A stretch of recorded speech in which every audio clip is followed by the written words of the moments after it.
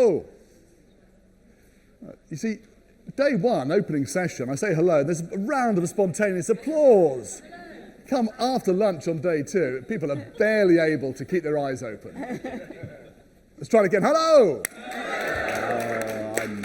I knew you were there all along. Right, thank you very much for coming to this session. I think this is, obviously all the sessions are important, but for me this is a very important session. It's focusing on how do we do our work at a strategic level in L&D. It's the operational model, but it's how we put together all those bits that we've been talking about so that they align with what the business needs.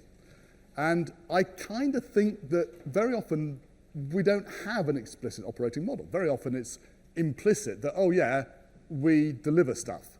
That's our operating model, and that's as far as we get to think about it. So this is an attempt to think about it very coherently. I'm going to introduce our speakers, then I'm going to tell you a quick story to set out what things used to be like in the past. Then our speakers will introduce themselves in a bit more detail, and then I'm going to ask you a question, because we're going to make this not a PowerPoint-driven session, there's no slides. We're going to ask you a question, we're going to have a lot of conversation around this to try to get to a point where we understand some of the big issues that are going on here. All right. So very quickly, the panels we have today is Chara Balasubramaniam from BP. The BP's in small letters. Is that new branding? That's okay. Branding. Okay. Chief Learning Officer at BP. And Chara's got experience being the Chief Learning Officer at a number of large organisations. So brings an extensive breadth of experience with him. Heather Stefanski, I can say is a long-term McKinseyite. Can I say that? Okay. Yes. So Chief Learning Officer at McKinsey, and has been there for not a long time, been there for a while, and is I'm able... not that old. No, I was trying to find a way of phrasing it, and I failed. But the point is able to bring a breadth and depth of experience in one organisation, so it's a perfect balance. I'm going to share my own rather trivial experience with you. I'm going to go back to 1994, so this is 30 years ago? Yeah, okay, 30 years ago. And I'm training in Excel. You may have heard the story before. It's Excel version 3. That's before they even start. It's so nice when the senior people in your team are really supporting you in what you're doing. Now, Excel 25. Yeah, something like that, right. So I'm training on Excel version 3 for a manufacturer of telecommunications equipment in the East End of London, all right? So it's a big, proper, old-school manufacturing company. They have two gates. They've got an in-gate, the raw materials go in there, they've got an out-gate, and the finished goods, which in this case is telecommunications equipment, goes out of the out-gate. All right. There are 3 buildings. You've got the HQ, which is very nice, posh, clean building. That's where all the white-collar workers work. Over here, you've got a long, flat building. That's where it used to be a rope-making building. It's been changed into an area where you can make submarine cables. All right. That's where all the gritty, hard, actual work takes place. And way on the other side of the car park is a building which used to be used for something else, and that's the training room. And even as you stand in the HQ, you can look down the car park, you can look down on the manufacturing, look down at this building on the other side, and you can see people going into the room at 8:30 in the morning, they're coming out at 5:30 in the afternoon. And the whole thinking behind this operation is, that's like the factory in itself. They go in through the in-gate, and they have their heads filled up with knowledge, and they come out through the out-gate of the training room. And that's the job of training. The job of training is to just fill people up with knowledge, and that's it done. Do we think that is an adequate mental model for thinking about training and learning in the modern workplace? You don't have to say it. The unanimous answer is no. Of course not. So what is the right answer? That's what we're here to discuss. I'm going to look at how we approach the whole idea of the operational model for learning today. Let's first get some more background from our speakers, then I'm going to ask you a question. Chara, do you want to quickly introduce yourself? Lovely, thank you. Thanks, Don, for the opportunity. Great to be here. I'm Chara Balasubramaniam, 25 years in learning and development from design, where I started out, even prior to that, actually. My academic background is I'm a biochemist originally. I'm a scientist, and then ended up in medicine and healthcare education within the HE sector. So worked very closely with, in the UK, with some of the bodies in the UK, Higher Education Academy, Joint Information Systems Committee, and looking always at how do we do learning differently, particularly with scenario-based learning in virtual patients, and was part of the first ever medical curriculum here in the UK, which is a 4-year virtual patient scenario-based learning program. Really, really enjoyed that. It's not what I thought I'd be doing for the rest of my life, but I'm very happy that I had that opportunity. and then joined the corporate world and joined Bayer, which is a pharmaceutical organization looking after learning within and learning innovation and design, moving away from like the click next e-learnings to much more of scenario, real-time scenario-based learning, and really enjoyed that. And then at Novartis, where also carried on within learning in a number of different roles, actually, from being within the business and within strategy groups, but also in HR and talent management and within the COE structures. And then after that, I then moved on. I just fancied a bit of a change to see whether my hypothesis that people problems were the same, irrespective of industry. So I challenged myself a little bit and moved to Diageo, where I was the Global Learning and Development Director for a consumer packaged goods industry, spirits and alcohol, actually. If anyone drinks, you'll probably know the amazing brands that Diageo represents, looking after leadership development as well as learning development. And delighted to be at BP, where I'm the Vice President for Future Skills and Learning, to look at bringing skills and learning together and really looking at how do we focus on some of the critical skills to help us move from an international oil company into much more of an integrated energy company, actually, and looking at what are the skills that we need for the future for our organization. That's a little bit of my background. Delighted to be here. Thank you. Thank you, Jared.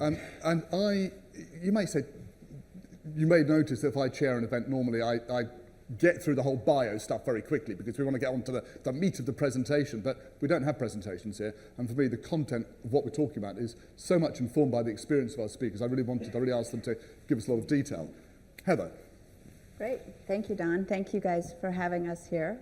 Excited to be here and share a little bit more about my story and how I think about this important topic.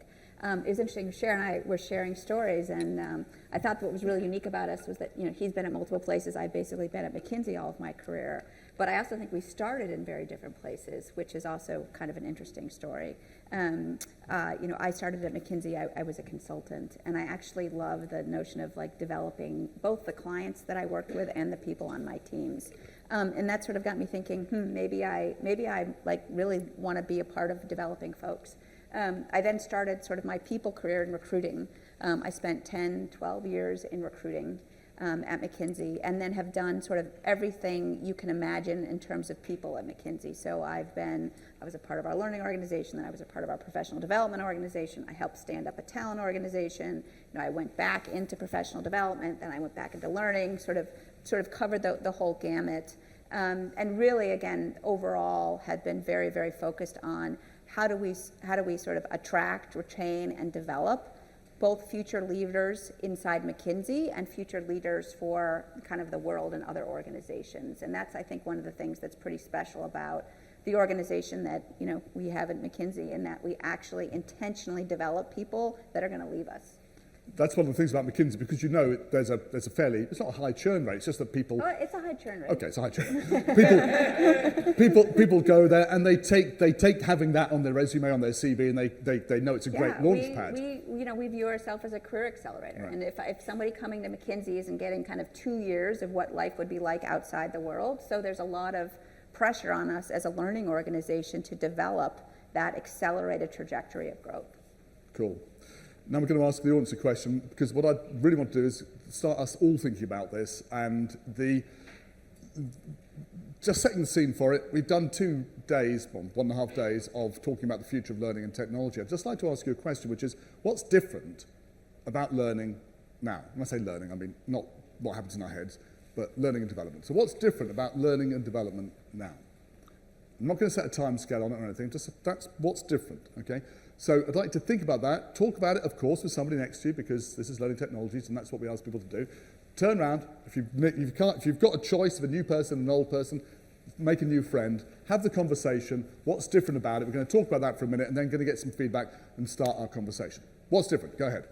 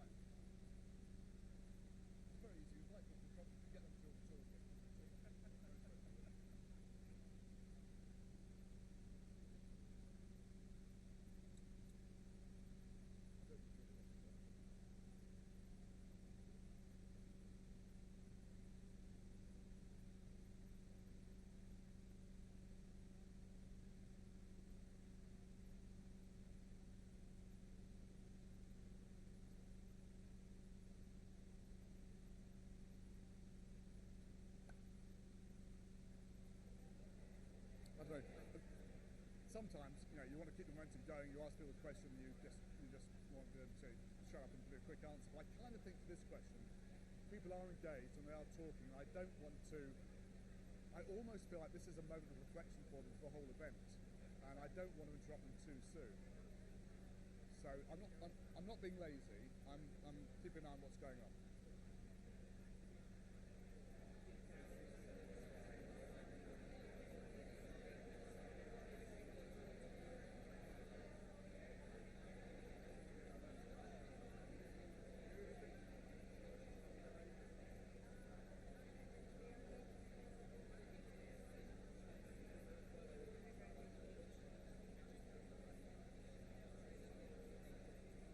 Actually, that's very interesting. You're both scientists, and I think we should talk about that. I always regard myself as being more of a scientist than anything else. I did PPE, politics, philosophy, economics, but at school I studied, science A levels, so physics, chemistry. Well, okay, yes, but okay, but if you're an engineer, you're solving problems with a particular mindset, aren't you? Yes, not the stories. So I might bring that up, but I love that response. Yeah. All right, let's go response out of people.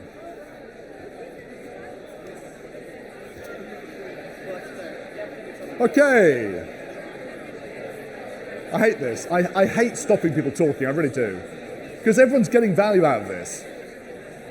Okay, I'm just saying, I really hate stopping these conversations because I'm aware that obviously, the reason you're talking is because you're getting value out of it. And so obviously it's incumbent on me, if I'm stopping you getting value out of one conversation, to add, hopefully, more value. Who's got something good they want to share about what's different now about L&D? Yes, go ahead. And I'm going to repeat it back just so we can capture it on the video. Go ahead. So we were talking about that, so the focus is more going from what we teach to like who we teach. So the human factor is raising, for sure, and also it's moving towards a continuous learning culture, building that in the company instead of like just checking the box and getting the training done. So a shift from focus on content to focus on people, and from learning as an event to a continuous activity. Lovely. Yes. Thank you. Proof of value versus the cost. Is that more so now than it used to be? Yes, a lot of nodding heads, a few other heads nodding around there. Great. Anything else? Yes? Yeah, we talked about accessibility. Go on. It's like more accessible learning for everyone, like on-a-go workflow learning, right? A mobile bite-sized. So this did not exist. We were talking about it. Remember the library? The book. Remember the library. Yes. Other students get to the library. Yes, you had to get your books before other people did. Yes. Accessibility is a huge, huge difference. World Wide Web has rocket-fueled everything, absolutely. Anything else? Yeah, I'm going to run over here. Go on, yes, go on. There's a lot of shift from just teaching hard skills of what you need for your job Yeah. to more soft skills and more growth opportunities in general in learning for learners to self-direct themselves on what they want. So two things there. Shift from hard skills to soft skills, so the soft skills we have plus more individual self-motivated learning. Yeah, okay. There was a hand up over here. Yeah? We had sort of two key points. One was sort of building on what Heather was saying there about we have an awareness now that people are only joining industries for maybe a couple of years. So this is, yes, to reiterate Heather's point, shorter time. Build that, and then secondly was the final goal is still the same. The only thing that's changed is the vehicle that we get there. Our job is to build people. We've just got different mediums to do so. So that's technology, AI, Okay. it's still trying to make somebody better at the job or help that person to go. The goal is the same. The road is maybe different. And we have more choice now than we ever did. I mean, when I started doing training, goodness me, it was so simple. You gave people information either through a person or through a book, and that was it. Now it's a bit different. Yeah, go ahead. Sorry, can you speak up a bit? The way businesses are changing, there's always a non-stop need of continuously skilling and reskilling. So initially, to choose a skill is just to that part of most of the life. But the way organizations might need quick learning things to kind of continuously reskill. So it's constant need to train, to skill, to reskill. And that's driven by a lot of different things, part of which the macroeconomic situation, partly technology, and other things as well. And the fact that we're in a global marketplace for skills means that you can't rest on your laurels because over there may be competition immediately, so you've got to skill up. At the back, yes? Shout it out. I think the problems are still the same. We're still talking about budgets and infrastructure and all of these same problems, but it's maybe the landscape and the solutions might be changing. Like if you go downstairs, the technology has changed, but we're still talking about, well, I've only got this amount of budget. Yeah. I've got this resistance to change. L&D doesn't have a seat at the table, and they seem to be the same thing we're talking about. As you know, it's the 25th year of Learning Technologies. I've scanned back some of the previous conference programs, and it is, I'm not going to use the word depressing, but it is enlightening to see that many of the topics have remained the same. Value, implementation, influence remain perennial problems. So that's something that hasn't changed for sure. There was a hand up over here. Sorry, yes, pink top? I was going to say that LMD has a seat at the table there, and we're talking about being strategic, we're talking about proving our return on investment. So we have a seat at the table. Yeah, I think so. Yeah. Congratulations. Come back next year and we'll give you a slot. No, but you're right, actually. Well, I think something's fundamentally true here, which is that when in the 1990s you opened a paper, you never saw skills being mentioned. Now it's all over, even the business press, right? So it's a current real issue. Now the question is whether L&D is seen as being part of the organisation that does that. That's a different question, I think. In some cases it is, and great, we've got a seat at the table. One last one from over here, then let's go. Okay, yes, sir. Yeah, we discussed less transactional Right. and more business partnering type thing, or reaching out to the business and becoming that kind of partnership, kind of deep dive in an area. I do hope that's true. I do hope that largely we've shifted from being the people who were effectively a pizza delivery service. Someone would phone up and order a course, and our job was to say, do you want that with olives or without, and then deliver it. And I hope that we're less transactional and more ingrained in the business and providing value. I know it's not true everywhere. This is a self-selected audience of people who are much more forward-thinking, so I suspect here we're far more engaged with the business. All right, I'm going to ask our panellists now what they think. So, Chara, Heather, what do you think has changed in L&D? Yeah, happy to start. I think it's just that if you take a step back from all of this and just look back in the last 25 years, 11 different squiggles that I've gone through. And by the way, you don't need to change company to have a squiggle. It's even within your own organisation. I'm pretty sure there's plenty of different squiggle moves. Bearing in mind that half our audience is from outside the UK, do you want to just quickly explain what a squiggle is? Okay, I'm probably not going to do this justice, but the traditional hierarchy of you start in one place and you step and you ladder up to progress through your career versus actually embracing more of a GPS. Like if you're at point A and you want to get to point B, whatever that point is, there's multiple routes that you can get there. And life isn't just about point A to point B anymore. It's about point A to point B to C to D. And in the world that we live in now, it's even about point A to B to B1 to B2. You get it, right? So I think just to embrace that kind of squiggle approach. So what I'd say is, like, what's different about today when I think where we are now, it's just the world is unpredictable. Everything about the world and how it affects us as people and as businesses is very different, and it makes it volatile. There's lots of speed bumps along the way, and particularly in the last few years, and we've reacted accordingly to that as learning organizations and learning industry and leaders in this area. But I think there's three things that come to mind from my side actually about kind of what's different in reaction to that. Is that I think more and more increasingly this feeling of let's get after the most critical business priorities. So this movement away from trying to do everything for everyone, it's so easy to do that because of where we've come from. I was very much in the past of, if anyone comes and asks me for something, particularly when early in my career, when someone comes to ask you for can you help me with something here, to create something, and because I know it'll help people, you jump straight on it. But actually pushing back a little bit now and kind of leveling up here and just to focus on the key priorities at a business level, be it within, if you're in an HR function, or be it within a business unit or in a particular function. I think that's a critical skill, and I think we're in a really good position. I agree with you. I think we're in a really good position to be able to lead that and partner with the business, of course, in service of the business there as well. And the second is, I think, just getting clever with modalities of learning and content, and looking at kind of less is more, and taking a little bit more in terms of choices around. There's so many different approaches to learning. It's not just training, we know that. There's so many different approaches, and it's actually looking at what works well in any given moment in time in order to satisfy that business need, recognizing we do need that connection from a face-to-face perspective, as well as everything else that technology will help us with. And the third point is to help people with their careers, actually. I think there's a constant, because of all the world and everything changing, people are struggling with where do I go next and what do I do? And I think we're taking some real focus on skills and really focusing in on skills as a language. But I think in the context of careers not just being A to B or the step ladder, and actually squiggling. It doesn't mean that everyone, even in our organization, those of you in complex organizations, in businesses which might be high margin, low margin, the complexities that come with that doesn't always lend you to just going squiggle, because you could also create some chaos along the way. So recognizing there is a place for the steps as well that you need in there. So I guess those are the kind of three areas where, Thank you. The world is That's changing. really helpful. Heather. Well, I was kind of worried. You kept asking the audience. I was like, oh, they're going to take all my ideas. But no, I actually really appreciated some of the comments from the group, of which is the sort of the demand in terms of, if we start with the business and the business case, and the demands for that are only higher than they've ever been before. I think somebody over here mentioned it.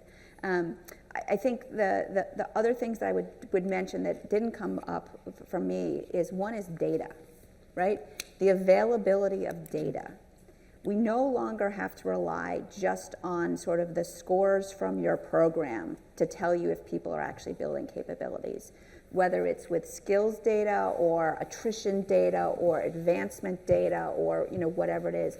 Bringing that sets of data together, I think is a huge unlock for us. And the thing that I think it unlocks is this point around, we're now at the seat at the table. And I think learning and development organizations more and more are at the seat at the table, because they're bringing data not about the value of the course, but they're bringing data around, we did this capability building and it reduced attrition, because that's what business leaders care about. Or we advanced more leaders because of X, Y, and Z. Or we retrained your branch managers and now they can do data and analytics work for your bank.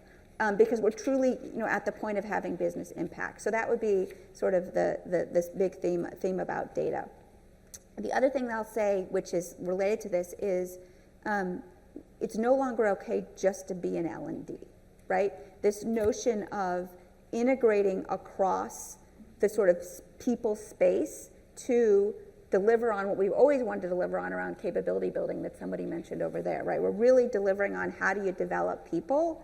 And in order to do that, more and more we're having to work in a very cross-functional way with our talent colleagues, with actually our recruiting colleagues. If I could tell you how much time I'm spending personally right now with our recruiting organization to sort of develop an integrated strategy around how to develop talent. You bring them in with these skills, I'll train them with these skills, oh, look, we can't find them with those skills. All right, so then I'll add this set of skill I'm training, or actually it's not effective to train them, we need to bring them in. There's just like a dialogue that I never used to have. Yeah. And does your background in the recruiting arm enable you to have a different conversation with the recruiting part about that? For sure, and I also have a network, which makes it easier. Right. But again, I don't know that if I hadn't had, you should comment, but you probably are also talking to recruiting more than We me. totally are. I can't stress enough. When I look at BP and also at Diageo, it was very much we're part of an overall people and culture function, and I think it's so important to leverage on all of the data, the insights that we're getting as a collective. And by the way, that can also happen if you're in a technical function. It's just speaking to more people to connect, to be able to make a difference. And that's exactly it. So if you're bringing in people and you're acquiring people in a particular location, then actually, does it make sense to also skill on that same skill? Or should we be looking at more radical approaches that when we bring people in, put into their role profiles, that actually they've got a role to play in educating and upskilling the rest of the organization on that skill? Because we also know work that Simon Brown and the team have done at Novartis. We know one of the main reasons why people join organizations is because of learning opportunities. And are we giving them that? We are, of course we're giving them that. But there's so many other ways that we can look at this approach in a more integrated way. Yeah. Totally agree with you. That's cool. Thank you. Right, we're talking quite tactically. You know, what do we do? What's changed? And this is a really rich set of comments about how things are done well, but these things don't exist in isolation. So what I'd like to do is ask another question, again to the audience, and then we're going to pick it up and open it up. If we put these things together and we try to see over them all, there should be a strategy in place, a learning strategy. So I'd like to ask you very quickly, what do you think key elements of a learning strategy should be? So this is just asking for a few key words to be thrown back at us in a moment. What should the key elements of a learning strategy be? We're going to take 1 minute to have a conversation on this, then we're going to get back to Heather and Chara. So what are your key elements? Go ahead. Well, I'm just going to ask people to talk to each other. But if you're being super agile, should we just jump straight into it? All right, we've got one answer here. Agile, all right. Agile what? Agile skills and approach that you can adapt should you have a restructure and roles change and then you don't want to have to revise the entire structure. You need to be able to... Sorry, I think this is a complex and good answer. Can you take the mic? Am I on? Sorry. Yes, sure. So the question was, what are your key elements for learning strategy? Rather than even discussing it, came straight back with an answer, which was agile. Yes. Go ahead. So yeah, I said agile because I'm in an organisation we've done lots and lots of restructuring over many years, right? And if you're not agile, you have to reinvent your infrastructure and your strategy every single time there's a role change or there's a headcount change or whatever. And essentially, if you're not agile, you're not thinking about that when you build your entire strategy, then you're going to lose out and you'll have these moments where you're sort of blocked and roadblocked into doing anything until you've reorganised again. So the nature of change means that we have to be ready to adjust to it. 1,000 times. And that means being agile. I love this answer. Okay, so open floor. What else should be a key part of the learning strategy? Yes, go on. Thanks. Great. Hold on. There we go. The what's in it for the end user, not just for the business. Right, okay. So we need to get people engaged. Why is it important to have a what's in it for me? Because they're not going to do it unless they can see the Motivation benefit. crucial. Nothing happens otherwise. Love it. Okay. Anything else? What should be our strategy? Go on. Yes.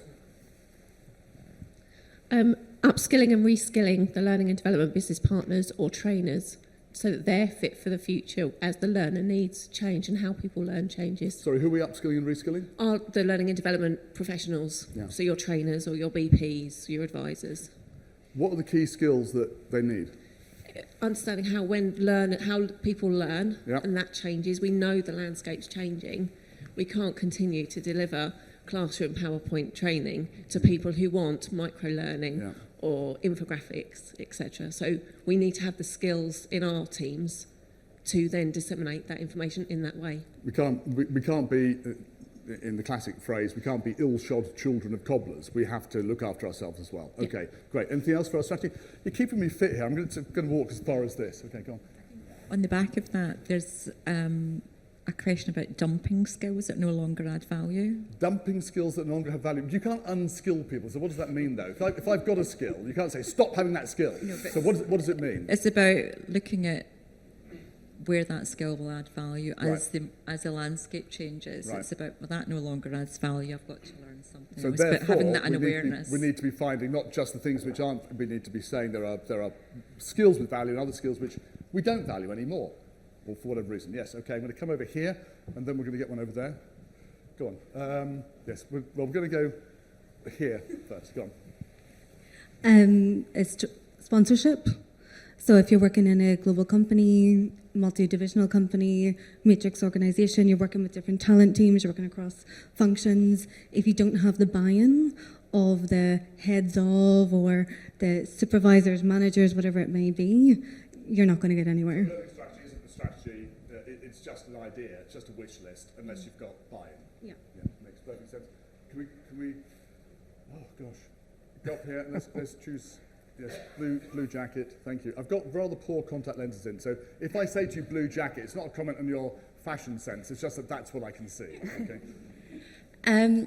I think as well, it's the L&D strategy being tied in to the business strategy itself. Okay. So, how can we show value in L&D? It's tying that all in together. So, what KPIs you're looking at, and actually that's also how I personally been able to get buy-in for programs, just making it all make sense, all tied up and all together. Very quickly, what's the program you're proudest of for having got buy-in for?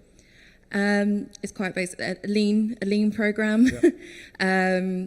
We looked at the overall strategy from the business and how that all will tie in, and we're also looking at culture change as well. All right. So, Now, these sound quite abstract, but you're talking about value and tying it to business. So, yes. So what was the link?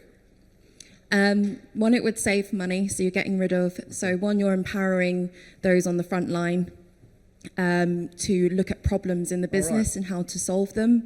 By doing that, we reduce waste in the business where value is, and ultimately that saves money. I love that. So that's superficially a really abstract idea tied to a real business goal that is front of mind for most people in the business. Thank you very much. Thanks for all the answers. Heather.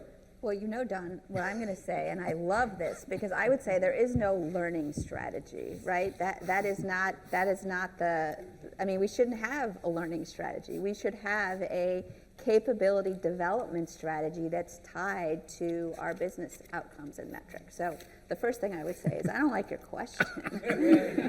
I love it. I run the conference, I turn up and I get beaten up by my own panelists. You don't like the question, that's fair enough. We don't have a learning strategy. We have a business strategy, and we serve it. Right. And our objective should be to deliver on the capability needs that are associated with that business strategy. And so, I loved your example there, right? Because what you're really trying to deliver is reducing the waste in the system. And that's the strategy. That's the basis of the strategy. And then we say, how do we do that, right? And how we do that might be some training. There might actually be some training in the part of that. How do we do that? Might be we're going to enable our managers in different ways to have different sets of conversations, right?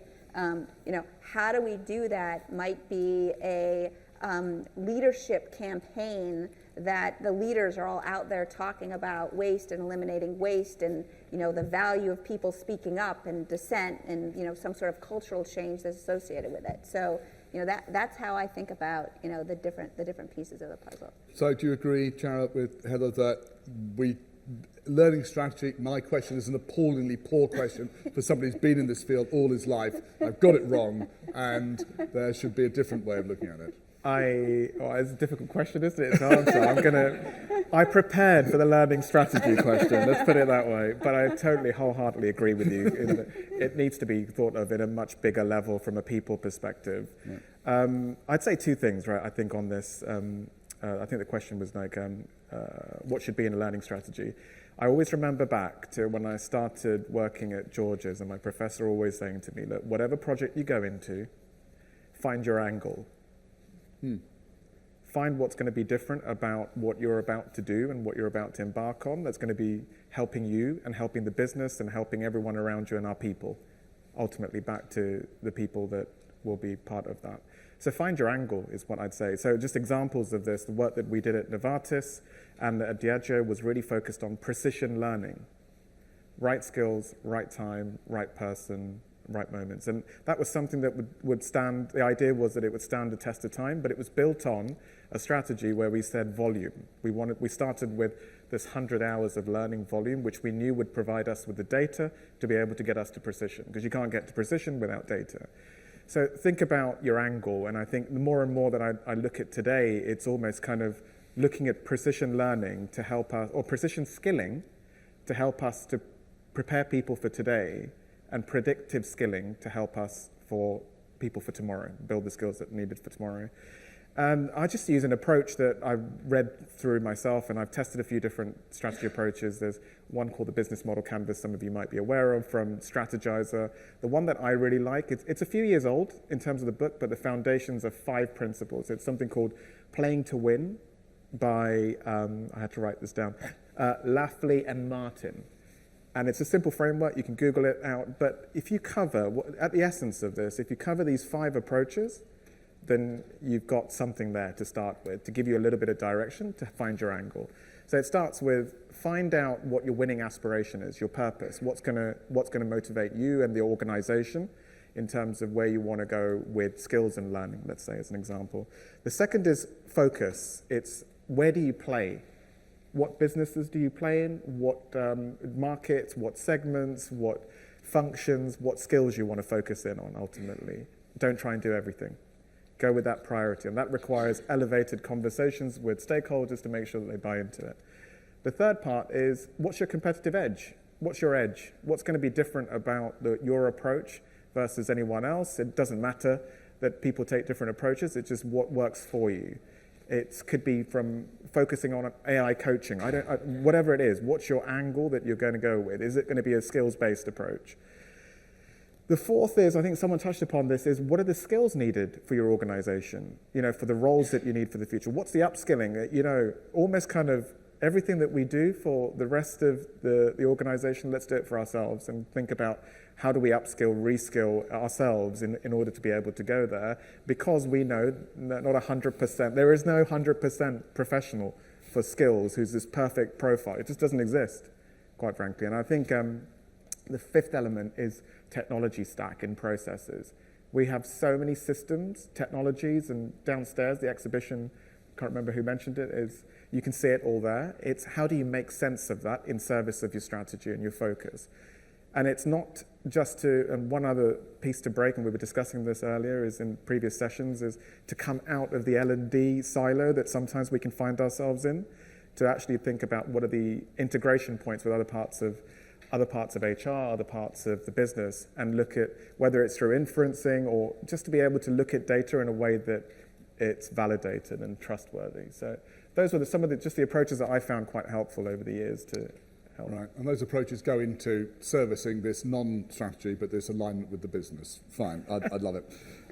Let's talk then about a key thing here that we've got in the title, the operating model. So we've got this idea that there is change. We've got the idea that there are tactical things we could be doing, and there are strategical things which we could do to help us along the way. How do we tie it together in the way we actually operate as a model? Rather than asking you to talk to each other, I'm just going to ask you now, I'm going to be scanning the room at all times. If you've got a question at any point, you want more information, you want to pick people up, you want to disagree, whatever, throw your hand up, because I'm just going to ask, we're going to have a dialogue now, but I want this to be a Q&A style dialogue where you can throw your hand up, or perhaps just shout out from the audience, please, right? So we want to try and keep this something where we're all learning from each other. What is the operating model then? What's the operating model? We know we need to be aligning with the business. How do we work in our department, and what sort of things should be in that model? Heather? Yeah, so it's really interesting. We actually, over the last year, have been really thoughtful and explicit about what is our operating model. And there's a couple pieces of it. So one is we've moved to sort of more of what we call a portfolio management approach to how we think about sort of our solutions. And I'm using the word solutions because, again, it extends beyond learning programs. Right. And somebody said something about the skill is dead, right? So we actually have a portfolio approach, and we say, okay, what is in the development stage? What is in the ramp up stage? What is in the maintain stage? And what is in the retire, renew stage? And we actually think about a product management approach. And the reason why that's important is a couple of reasons. One is because the pace of what skills change is very, very quickly, right? So if you are still teaching and investing in something that's no longer relevant for the business, you're wasting your very limited resources. The other reason that's important is this notion of creating a stable backbone, and somebody talked about agile, right? Well, we need to create a stable backbone. So for example, at McKinsey & Company, problem solving and knowing how to solve problems is a core skill. We need that to be a stable backbone, that anyone that asks me, I can hand them the problem-solving thing. So then when somebody comes and says, Heather, you need to upskill the entire organization in AI, I'm able to do that because I've got this stable backbone of business. So the first thing for us is this notion of a portfolio management approach to sort of, again, I'm calling them development solutions versus just calling it a learning program. The second piece of this is, we talk about kind of a one firm learning organization, but what we're really talking about is kind of this notion of de-siloing our learning capabilities, but de-siloing across our people function, really thinking about how we de-silo and operate as a 10,000, we talk about operating as a 10,000 pound gorilla versus a whole bunch of monkeys running around in the jungle, right? Because if, as an organization, we are, okay, we're going to invest in developing feedback. Feedback is a big topic for us right now. How do we build a more effective feedback culture? We've got learning programs and simulations that are going on feedback. I've got a whole new set of data and metrics that I'm measuring around feedback. I'm actually enhancing a set of digital tools around feedback. I've got a communications campaign around feedback. Think about the plethora of resources that all attack that same problem, right? You've got to use the whole influence model in terms of how you attack it. So the second one is sort of operating as, we call it one firm, or this 10,000 pound gorilla. Sorry, I'm just going to interrupt you for a second. It's super interesting. Previously, were all those capabilities and all those things in separate areas, or was it all in-house, or have you developed some of them from scratch? So the ability to do campaigns, for example, was that in a separate part of the organisation? Yeah, so it still is, but we operate as an agile team, right? We say we're coming together on this topic of feedback. Okay. And in my team that's focused on feedback, I have our, employee engagement folks. Right. I have a set of people, data, and analytics folks. I've got a group of people digital folks. I've got a set of designers from the learning organization, right? That's the agile team that's coming together to attack the problem on feedback. How'd you get you can't just walk up to somebody and say, right, you're on my team. Or can you? Well, I didn't come up with a thing on feedback, right? It came from the top, right? The organization said, you talk again of strategy. Yeah. This is a part of the strategy. Yes, okay. So it's a business need that's a part of the strategy. We've got to do feedback. What gives you the right to go and say, right, you three people, you're on my team to do this thing? Actually, the part of my job is actually broader than just L&D, right? And so I actually have access to all these different sets of resources to bring together. But at the basis of it is I've got this set of relationships. Right. And I say, okay, everybody, as a people function, we've come together and said, these are the 4 important topics, therefore we need to resource them. How are we going to resource them together? Somebody else said, L&D is at the table, right? Because if I just rolled out a bunch of new simulations on how to deliver feedback, nothing happens. Nothing happens. Yeah, okay. So, so these activities are part of a coherent view behind which sits this operating model where there is an understood view across the organisation. The strategy comes down, you have the right, for whatever reason, to pull together the team to make it happen. It's a team that will exist for the purposes of this, then it will be disbanded, and there'll be new teams. Correct. But again, I go back to the first one, but you got to have that stable backbone. Got to have the stable background. Right. Yeah. Jump in, just go just a tiny bit deeper into this. We work in a company where we don't have all of those skills within the people team. And I'm just wondering, have you got any experience with having to get people in that have their own KPIs, their own manager breathing down their neck to hit other things, and you're taking them away from that resource to do this incredible There's a lot of head nodding and this sounds familiar. It would be fascinating for both of you to hear of how you got that engagement and got people to believe so that is a challenge. But there's also the challenge of, again, you still need the business leaders to buy in, right? Like even if I have all the resources under my roof, which a lot of times I don't. So the communications folks that I talked about, they were not there, right? So it's a lot of influencing techniques that you're using to get us there. But the other challenge is getting the business leaders, right? So, we have a regional structure within a bunch of offices, right? And you've got to get those folks engaged in this topic of feedback. So it's interesting, I just came from a meeting of all the partners at McKinsey last week. And one of the things is we got up on stage and we talked about this. And we had a few different select offices share kind of what they were doing on the topic to help inspire. And then we actually had that entire group sort of sit back and say, okay, so now what are you going to do in your offices, right? So we got those business leaders engaged, right? But again, this is like the agenda of like the 6 topics that cover at that global meeting, because it was one of the 6 priority topics for the firm, right? And so I think where we really get into trouble, because that conversation that you're trying to have around the resources is a heck of a lot harder if it's like learning, trying to knock on a door that is like got no means of opening. But if the person that you're calling and saying, hey, you know, I really need some communication support on this, and they just heard that this is one of the 5 top priorities of the company, are they really going to say no? Yeah. So it's there's an awful lot there. And I interrupted you. You're on the second point of I don't quite know how many. So we can stop now. No, I don't want to. No, nobody wants you to stop. Please continue. So that's you know, another piece. Thank of you. It was a great question. Yeah, it was a great question.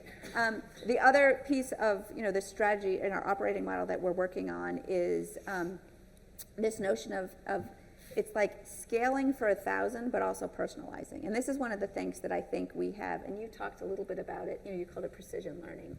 And this is one of like the most exciting things I think that's happening right now with technology, is we've always been trying to push for scale. Mm-hmm. And we've always been trying to push for personalization. And in the past, sometimes that took us down like 2 different paths, right? And now with the current technology, you can actually do things that are at scale and personalized, right? Which is a really cool thing. So that's one of the other things that we talk about a lot in our operating model, is really being able to deliver at scale in a very personalized way. The other bit that I'll just, you know, maybe 2 other bits. So one is we've talked a lot about skills, and that's like a core part of how our operating model is. We've reorganized the team that's really focused around skills. And then the last piece I'll say of our operating model is this notion of, you talked a little bit about it before, which is intentionally preparing ourselves for the future. Yes. That's got to be core to like how we operate. And I tell everybody this, I think the next 3 years in learning and development are going to change more than the last 30. Oh, God. Right? No, I mean, I believe it, right? And so, you know... Okay, no, this is I mean, I'm 25 years, I'm exhausted. Next 3 years are going to be even more? Yes. Okay. I mean, I believe it. We should debate that, right? I believe it, to be honest. We should debate that. But, you know, I feel like, and by the way, the other thing that we're all feeling is, and so is everybody else's job. Yeah. And guess what? We're the ones that have to get them ready for that. Yeah. So. No, I'm being quasi-humorous, but I think you're completely right. I think, particularly driven by technology, there's so much that is now potential for us. The question is, do we take advantage of it? And I think it's not enough simply to be able to have the technology and buy it and then put it and give it to somebody. That's one small part of everything you're describing here. Yes, go ahead, and then I'm going to ask Chara to come in. Yes, Chara, go ahead. I think like the backbone of a lot of e-learning and visual learning is like the SCORM language, and it's something which we don't talk about a lot, but everyone, you know, understands it to a certain extent. And it's a very dated model, hasn't really had much done to it over the last few years. We've got XAPIs, Tinkan, and these other solutions which integrate into LMSs in different ways. But I think my question is, like, do you think that we need to go back to the building blocks to prepare for more growth in the future? I'm just going to repeat that so we capture it on the audio. We've got different ways of ensuring that we can capture information about content. SCORM is one, XAPI/Tincan is another one. And the question is, do we need to reconsider or think about new ways of tracking content and possibly other things as well? Okay. And that's part of this larger question of there's going to be an explosion of potential, particularly driven by technology in the next 3 years. And that's one part of it. Okay. So very quickly, Heather and Chara, what do you think about that? Yeah, sure. Maybe I can go in a roundabout way to come back to that question, because I wanted to come back on the culture piece as well. And I will come back to the, I feel your pain. That's all I can say. Having designed the stuff from years ago, they still exist, and we're not really changing and evolving too much. So we'll come back to that one. I think on this, the culture piece, totally agree with everything that Heather was saying. And I think the additional build is think about the culture. Think about culture as part of your operating model, both from a employee people perspective, and there was a great session yesterday with Nigel, so please watch that if you get a chance. Nigel Payne, which is really very much around organizational culture, around learning. But I'm going to focus more on the culture of us as a learning function and within your own teams, actually. And I was inspired by some of the work of a couple of professors from Harvard, Maurice and Frey. I check it out. I don't know if anyone listens to, I'm sure you all listen to podcasts. So there's one which is Eat, Sleep, Work, Repeat, Bruce Daisley, and there's one particular episode with the two professors, and they talk about this culture of moving fast to fix things, and I'd have an additional build on that, which is, and do it inclusively. So I think in an operating model, when you think about the culture that you want to instill in your own team, have a think about that and what that means. And they have this way, and I'm going to try and describe it without slides, with an XY kind of graph. Imagine this graph, x-axis, y-axis, and there's two levers that you're looking at, actually. On the x-axis, you're looking at speed. How fast can you move from a high to a low? And then on the y-axis, you're looking at trust. How much trust is there in the organization that you're in at any given moment in time? You can think about your own learning organization. You can even think about yourself, actually, how people might perceive of you or you perceive of the organization that you're in. Low and high. So speed and trust. Yeah. And the angle here is how quickly can you move, how fast can you move, but actually engender trust in the organization at a high level. And that's this, if you break this into quadrants, that top right-hand quadrant is one of accelerating excellence, is what they refer to it. And I think there's this, especially, if we go back to everything, why now do we need to change? And knowing that we're going to massively transform ourselves in 3 years, totally with you, I think it's because we need to we're all striving for something that's going to be different and that's going to accelerate us. So how do we get there? Because the danger is, if we don't get there, and if you move too quickly, even with Tincan, XAPI, and get rid of the whole thing and start afresh, that actually you're going to create a lot of reckless disruption along the way because of how much investments we've made as an industry into these sectors, especially with our partners. If you move too slowly, but you have a high level of trust, it's that kind of organization, they call it responsible stewardship, which is, this is the way we've done it before, and that's the way we're going to continue to do it. It's going to be the e-learnings, the click, and we've all been there, we're all in different areas. So it's that bit. And then obviously the bottom left quadrant is the one that you don't want to be in, which is this inevitable decline, they call it. So I think that's the thing that I'd say is, as I'm going into roles, and my role at BP is to look at actually kind of how do you create that kind of organizational culture within your own team of where you want to go and bring people along with you, because we're all at different places and you've got to kind of gauge the environment that you're in. So that's the only other thing I'd say is around the operating model is also to think about the culture within your own team. It's super important. This is the core of this meeting together, of us coming together to share these ideas, is to understand what this operational model is. Have you done a really good job of laying those things out? You mentioned skills, sort of in passing. I think if we've got time, we'll come back to that later on, because obviously a core piece, especially coupled with that point you made about data. You have good skills, you've got the data. That surely will be part of what we do in the future. Chara, I know there's lots of people who want to ask lots of questions, so I'm going to hold on for just a second. Is there anything else you wanted to say about this whole business, about what's essential to our operating model for the future? Yeah, I think it's our skills and nothing really to add on to, because I'm keen to go into questions, but I think it's just think about the culture and then also think about your processes that you have in place and the technologies that you have in place, particularly within organizations. A lot of you will be familiar with ADDIE, you'll be familiar with design thinking, and it's the part before that, I think, is an area in an operating model, which is the strategic prioritization, I call it. But then if you go with that and ADDIE, you get to SPADDIE, which doesn't sound very good. But it's the strategic prioritization, right? It's actually working with the business to be able to prioritize around which ones you're going to go after at as high a level as you can, so you can bring in others with you along the way.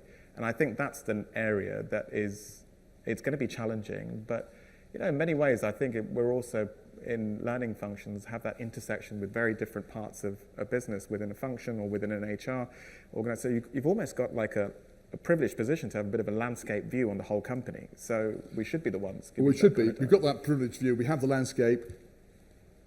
Actually, I'll come back to that as a last question, because I think I really want to know is, are we ready to step up for it?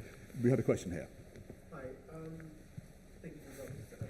I've been reflecting on a lot of what's being said, and also in my mind been Hi, thank you for the talk. So I've been reflecting on what's been said and also been going into kind of problem-solving mode, and you know, as I've been listening to things, and just got a couple of observations and like thoughts I'd welcome some feedback on.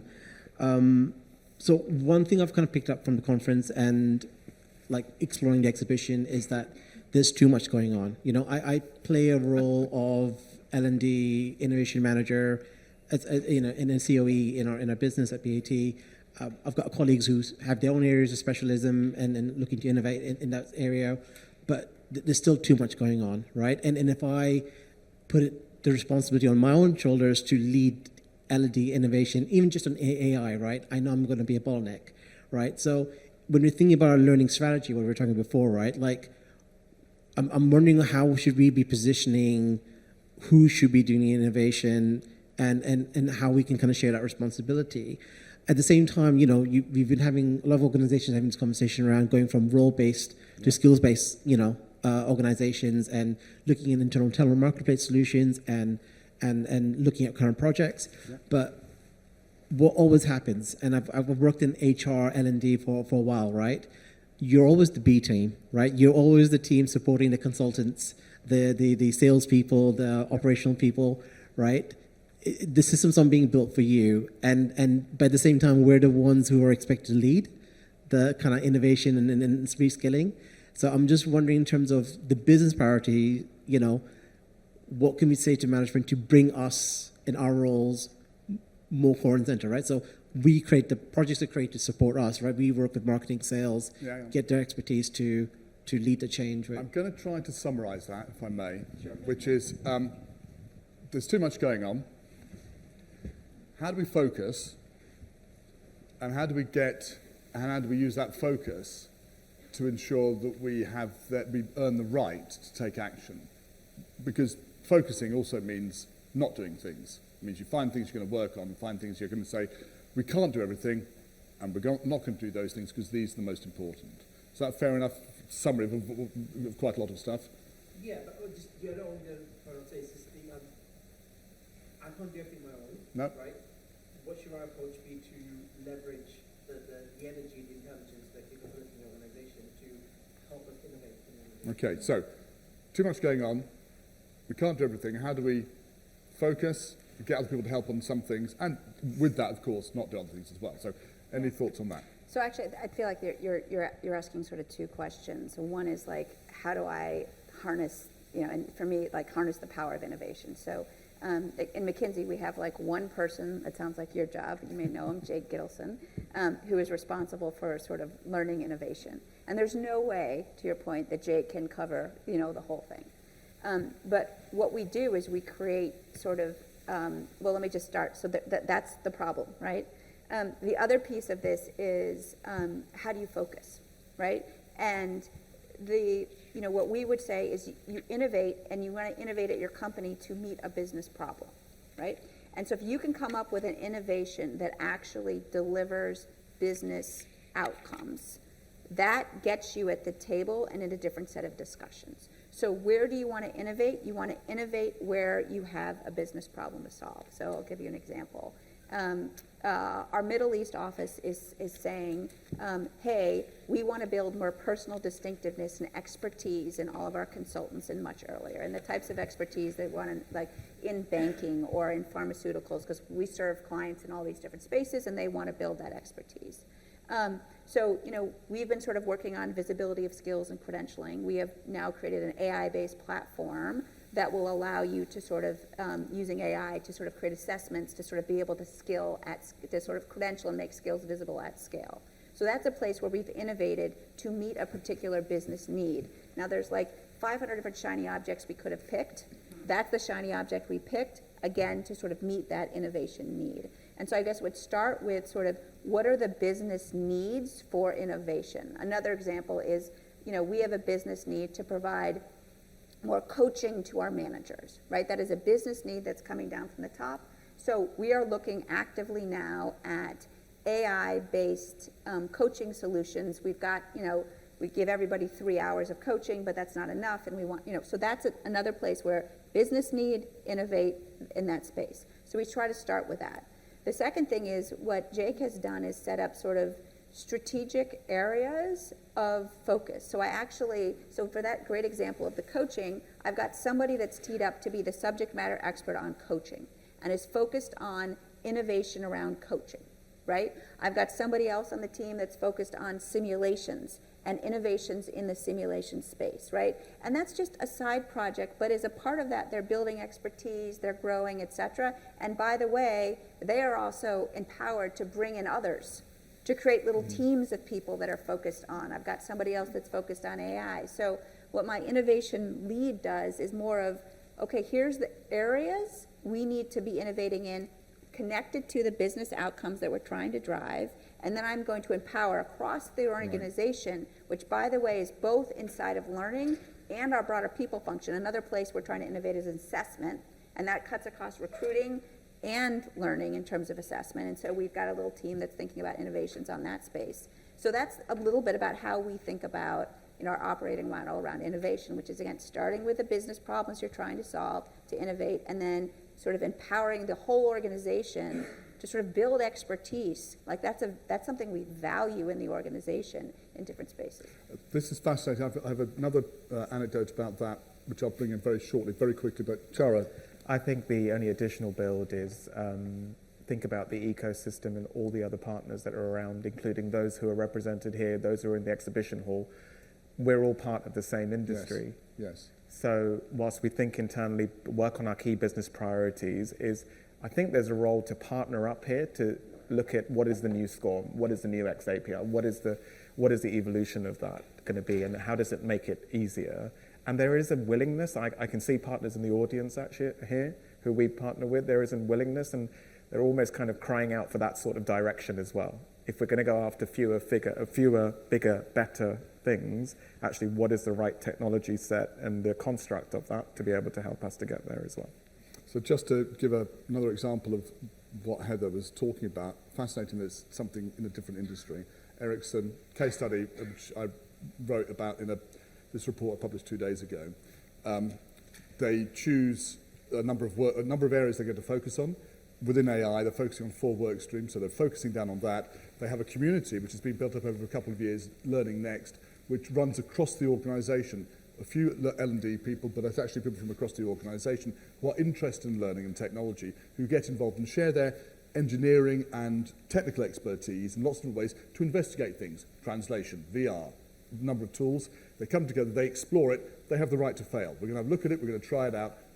It's like having a whole test lab available to you. It's not just the L&D function. And then they bring back together with a synopsis, well, what did we find? Did you win? Did you not win? Succeed, fail? It's all good. And then there's a decision-making process. Buy, borrow, or wait. And I think the wait thing is really interesting, that you just accept that sometimes it's too early in a fast-moving area to make a decision. And I've actually not come across that before. So I think that it's quite similar, but what's interesting in both these is that you've got a community involved. It's not L&D trying to do everything by itself. Yep. I want to keep talking about this for the rest of the day, because it's so important for what's going on. There are people running around, you may have seen them, waving bits of paper saying 10 minutes, 5 minutes, and so on. I have got my old school wristwatch as well, which is telling me the same thing, which is that we've got 4 minutes left. There was a hand going up with one question there. I'm going to ask it, then I'm going to ask our big wrap-up question. So just up here, we had a hand up, or have we completely answered the question that you had? I think it's unlikely. There was a hand? No? Oh my God, you're right, seriously. We actually answered the question. Yeah, you answered my question before I asked. Because it's quite difficult to take a decision when it comes to AI and data science. Do you want to buy the platform, or you want to build based on the technology that you already have in the company, because you want to have integrated solution when it comes to AI and data science? What is your recommendation? Thank you. We've got 1 minute to solve the big AI question, which is, you're going to buy it, you're going to build it, you're going to wait? So I'd love to do the wait, right? Because we're doing a combination of all 3 of those things right now. So there's some situations where we're buying it, right? So I described as this vendor that's helping us with a sort of credentials and assessment. That's a buy for an AI solution. We're also doing a build, so our skills graph, ontology, et cetera, that AI to do that is actually a build, right? So that we're, and then there's a couple of spaces where we're waiting and or we're in sort of more of the test experiment phase. Yep. So I would say we've got sort of different pieces of the puzzle, and I think for all organizations, everyone's going to have to put together their own sort of build buy combination. And AI isn't one thing. So you're going to make that decision in a bunch of different things, which we all lump together under AI. Based on the business use case. And that's the one thing I would say is that there's a lot out there to buy that they'll get people in your organizations excited about the shiny object without starting with, actually, I have a business case now I'm looking to buy, right? So, Tara. No further builds? I think that's covers it pretty well. And I thought we answered the question already, so hopefully it's an additional answer. Well, it is a key question for AI, so it's worth drilling down on. All right, last quick question to wrap up, and they are ready for this one, so they know I'm going to ask it. So this is the key question always for me. It's Thursday afternoon. Tomorrow you're back at work. All right, what's everyone here going to do? Cheryl, we'll start with you and we'll go to Heather. What are we going to do to hit the ground running and make a difference on building a new operational system? I think the thing that I always go back to is, in order with this 3-year mindset that Heather's just posed to all of us, I think move fast and fix things inclusively. The moving fast bit is have a look at your diaries when you go back and have a look at actually where do you prioritize your time. And one of the things that I've started to do within our team, and take a test experimental mindset, maybe this is a scientist in me coming out, but we've started to introduce these fast 15. Have a look at where you make decisions in the course of the day and how much time you spend in making those decisions and deliberating around it. Wow. And have 15 minutes instead, and try and do it in 15 minutes. Do all your prep work and your deliberations outside of that. But when you bring people together, think about how can you make those decisions in 15 minutes. And the second bit is think inclusively, because in organizations where you've got leadership teams, a lot can get lost along the way with the rest of the organization and to bring others with you. So we've started this thing called mix-ins. So within our leadership team, to try and have a +1 who joins to make and keep it rotational so that people understand where you're going and also feel a part of it and bring a much more of a diverse perspective on how you want to approach it. So those would be the kind of two things I would say. Thank you. I really like the idea of focused decision making. Heather, how do we get started? I'm gonna take his +1 idea, because I love that. Because one of the things that we talk a lot about at McKinsey is apprenticeship. And we talk about being intentional about teaching and intentional about learning, and we're teaching the skills of learning and of teaching. And one of the big things is this notion of always bring along a +1. And we think about it more on one-on-one meetings, but I'd never thought about it in sort of leadership meetings when you say, okay, everybody bring a +1 and bring them together. And it actually ties to me to this trust point too, because everyone's like, oh, these decisions get made in these leadership meetings and it's like all confidential and nobody knows what's going on. But if you start bringing +1s along, like that opens up. So I'm already taking that idea and I'm going to use it next week. The other thing I would say related to the diary question is, take a look at your diaries for next week and look and see how many times you're meeting with somebody outside of even just your function in learning. Then look at how much time you're spending meeting somebody outside the sort of, let's say, the people function. And just look at like how you're actually spending your time, because one of the things you also mentioned was this notion of bringing the businesses along. And so, and then how much time are you actually spending with those business leaders to sort of be sharing about priorities and having conversations? And just look and say, wow, does that actually connect to the operating model that we have for this organization? Is my calendar reflective of that? Which I think is super interesting. One of the other things that I'll just mention is I tend to be all over the place. So I'm in London right now, and I have a team, and I have teams all over the world. So I have a team in London. And I would, in the past few years, I would always, anytime I was in the office, I would try to meet with anyone that was in my function or sort of broader in the people function when I showed up. And now I have another kind of mode, which is I do that, and I find 2 business leaders to meet with. No matter what country I'm in the world, I find if I'm in Manila, meeting with my team in Manila, I find 2 business leaders to meet with in Manila. If I'm in the UK and I'm in London, I'm going to meet with my team and I'm going to find 2 business leaders to meet with. And I just say to them, tell me what's on your mind about developing people. I think that's super advice. Nigel, you often talk about field work. I think this is the field work we need to do. Go out, talk to people, listen to what's going on. There's been so much. For me, this is the culmination of a lot of thinking I've been doing. Thank you so much. It's remarkable how often the common themes come back, which is relationships, trust, and of course, being willing to make decisions at speed. Now, I think all of those things we've kind of taken for granted or ignored too often in L&D. I think if we're going to meet this 3-year challenge that you've thrown down to us, if we're going to be good for the future and deal with that, we've got to start taking these things seriously. I want to say a big thank you to Chara Balasubramanian and Heather Stefanski. Thank you.